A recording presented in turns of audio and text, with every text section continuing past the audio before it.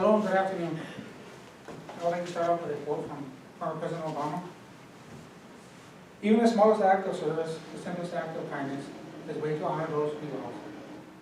The way to explain the spirit of unity that followed. Today we remember September 11, 2001. A day that started off like any other day. People woke up, made breakfast, got ready, and went to work. Sadly, this will not be like any other day. Instead, it will be a day full of, that will forever be one of confusion, destruction, and tragedy.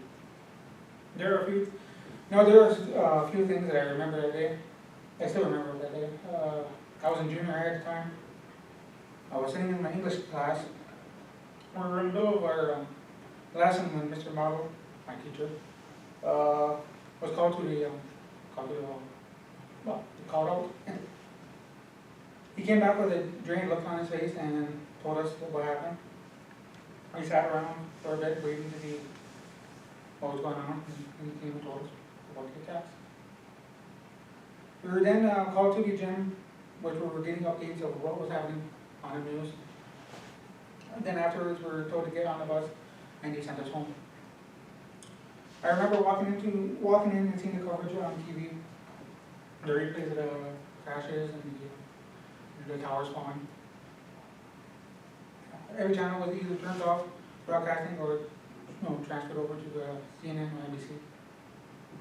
The day ended with 2,997 people dying, and thousands more injured, and the developing of related illness such as toxic exposure.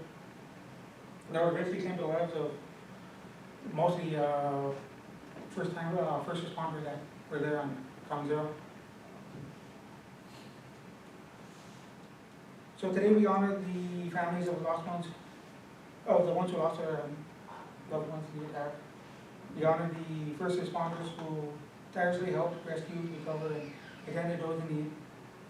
The women and men of the armed forces who were deployed around the national monuments and airports, and then eventually around the world. But we also honor those who were persecuted, harassed, and abused in the aftermath of power. When I was writing this speech, all I could think of was the phrase, "United we stand," which was recently John Dickerson song called "The Liberty Zone."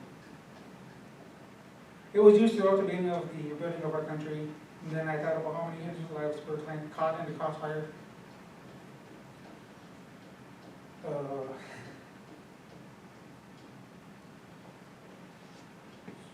So